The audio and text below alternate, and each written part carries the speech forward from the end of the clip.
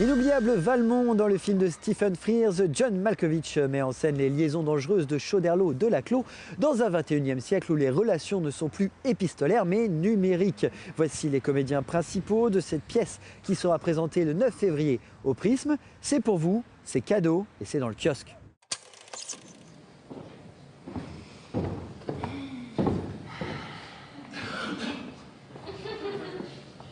Je dicte. Et vous tapez. Je suis Yannick Landrin et j'interprète le rôle du vicomte de Valmont. Pauline Moulaine et j'interprète Madame de Volanges, la mère de Cécile de Volanges.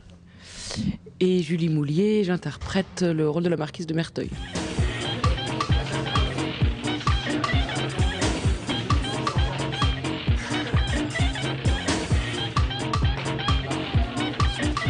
Ça n'a pas été une question de moderniser l'œuvre de Choderlos-Delaclos, mais plutôt d'en faire une adaptation théâtrale qui parle à tout le monde. Donc les tablettes, c'est plus un moyen de traduire ce que pouvaient être les liaisons ou les correspondances qu'il y avait à l'époque, moins que vraiment un vrai principe de mise en scène. Enfin, il n'y a pas de moment d'écriture quasiment de lettres, c'est-à-dire que les lettres, ça s'absente. On a vraiment recentré tout sur l'intrigue, sur les rapports entre les gens.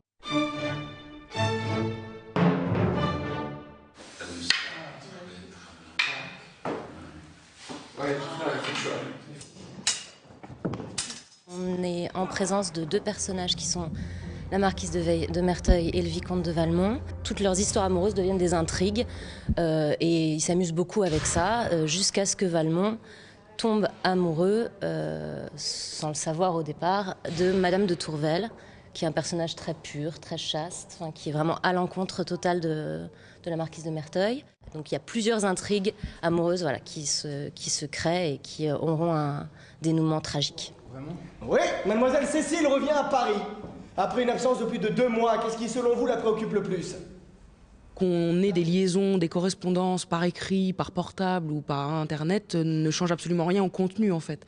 Le fait est que là c'est des gens qui vont essayer de s'aimer, pas y arriver, en aimer d'autres et tout ça. Et ça, c'est pareil aujourd'hui, et qu'on s'envoie des SMS ou des grandes lettres, ça change pas grand-chose, quoi. Pour Merteuil, pour moi, ça parle d'une grande solitude. En quoi, justement, être une femme impose certaines choses. Merteuil a décidé qu'elle ne voulait pas être imposée de quoi que ce soit. Donc, dès son époque, elle sort de ça et elle devient libertine, etc.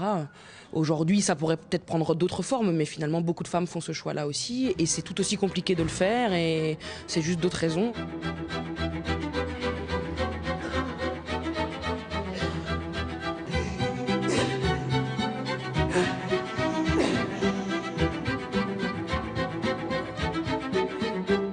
On va dire la méchanceté a pris le dessus, ou en tout cas la colère a pris le dessus, donc elle intrigue. Elle intrigue pour s'occuper parce que c'est ce qui la calme le plus. Je pense qu'au départ, Valmont n'est pas du tout un personnage violent.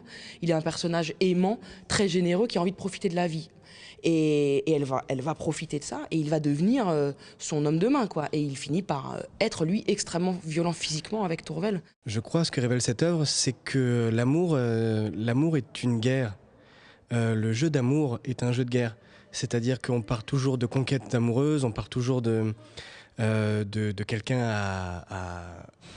à obtenir d'une certaine manière. C'est-à-dire que comme si la personne aimée devenait un objet amoureux et non plus un sujet amoureux.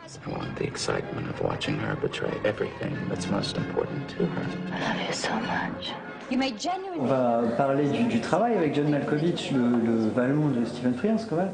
Et qu'est-ce qu'il vous a demandé dans votre travail à vous ? Il nous a jamais brimé, il nous a jamais bridé, il nous a toujours accompagnés dans les propositions qu'on avait à faire. C'est très américain. Cette façon-là de travailler est assez rare en France, dans le sens que quand elle existe, généralement c'est dans des troupes soudées, de gens qui se connaissent, d'acteurs qui se connaissent, qui travaillent sur plusieurs projets avec un metteur en scène, etc. Et là, on obtient des gens qui travaillent en laboratoire.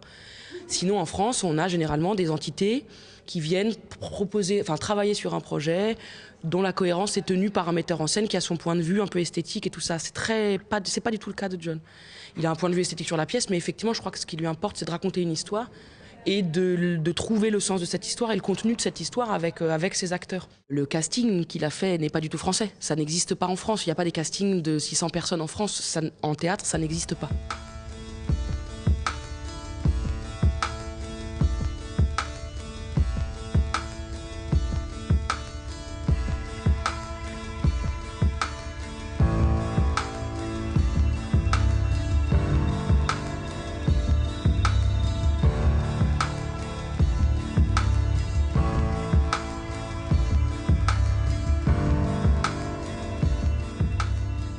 ils ont été trop loin, mais ils ne le savaient pas à l'avance. Ils ne savaient pas que ça allait coûter la vie.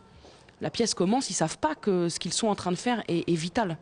Alors que je pense que jusqu'à présent, parce que c'était interprété par des gens plus âgés, il y avait une espèce de conscience qui rendait encore plus méchants les actes, en l'occurrence, de Merteuil. Et là, je crois que ce n'est pas le cas, et ça change beaucoup du coup. Et c'est un vrai choix de la part de John. La perversité dans la pièce, on n'a pas besoin de la jouer, dans la mesure où elle est prise en charge par le contexte de l'histoire. C'est-à-dire que Merteuil, ce que disait Julie tout à l'heure, est un pur produit de sa société, de l'époque. Valmont est un pur produit de sa société aussi. Il prétend pas faire autre chose que ce qu'on lui demande. En tout cas, Valmont, il se dit pas je vais être méchant et je vais punir les gens parce que cette société est pourrie. Au contraire, cette société me demande ça, je lui donne ça. Et c'est en ça que c'est assez actuel aussi. C'est qu'on vit dans une société un peu consumériste où on nous dit vous voulez de ça, on vous donne ça. Et c'est en ça que ça résonne. C'est par cette fougue, par cette espèce d'insouciance au bout du compte dangereuse.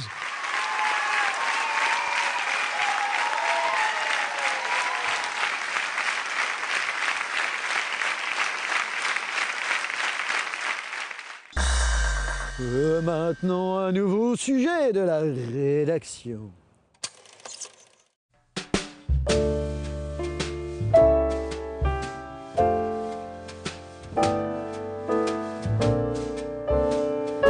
Des hommes au torse nu, côte à côte, bras dessus, bras dessous, un père et son fils, parfois ce sont même 3 générations que le photographe Grégoire Korganov immortalise sur ses clichés. Il y a 1 an, on avait participé déjà pour les 10 ans de l'école à une séance photo avec une photographe. Et là, on nous a proposé de faire partie aussi de ce groupe autour de ce thème père-fils. Donc ça m'a bien intéressé. Et il se trouve que mon père était dans le coin à ce moment-là et que c'était l'occasion de faire une séance photo familiale et de bons souvenirs. À Guyancourt, c'est toute la famille de Marc qui a décidé de prendre la pose devant l'objectif du photographe. C'est un photographe professionnel, donc il y a, je ne sais pas combien, il a fait une centaine de photos, donc une centaine de prises de vue, ce qui fait qu'il faut se détendre, il faut l'écouter, il faut bien se plier entre guillemets aux règles qu'il demande, quoi.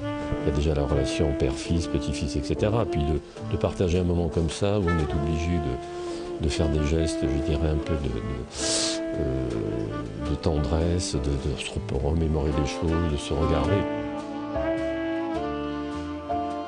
L'idée est née il y a maintenant presque 3 ans.